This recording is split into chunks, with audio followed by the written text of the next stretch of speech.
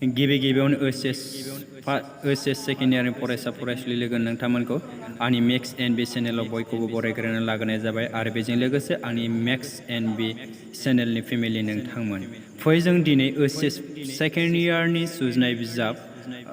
सोंनाय first unit टेस्टनि सोंनाय फिननायखौ जों फारि फारि नायलांदिनि स' आसा खालामो आरो मिजिंथियो जे फरायसा फरायसुलि लोगो नोंथांमोना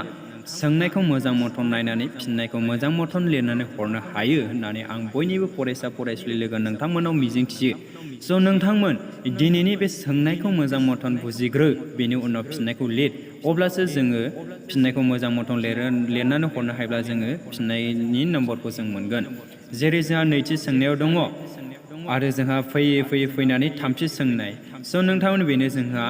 ओएचएस सेकेन्ड इयारनि फार्स्ट इउनिट टेस्टनि सोंनाय स' फरायसा फरायसुलि लोगो नोंथांमोना दिनैनि बे सोंनायखौ माबायदि मोनदों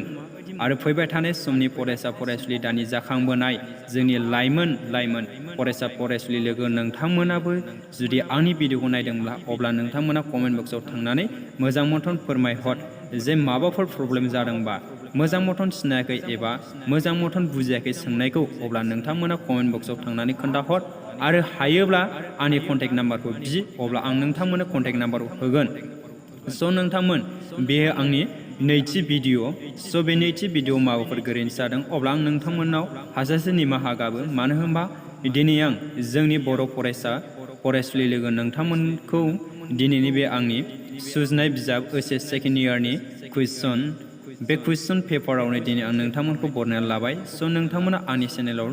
गोदानब्ला नोंथांमोना आंनि चेनेलखौ अननानै साबस्क्राइब खालामनानै होलां जाहाथे आं नोंथांमोननो बिदिनो जोंनि बर' फरायसाफोरनो बिदिनो आङो सम खाबु आरो सम मोनोब्ला भिडिअ लाबोबाय थानो हायो गोजोन्थों।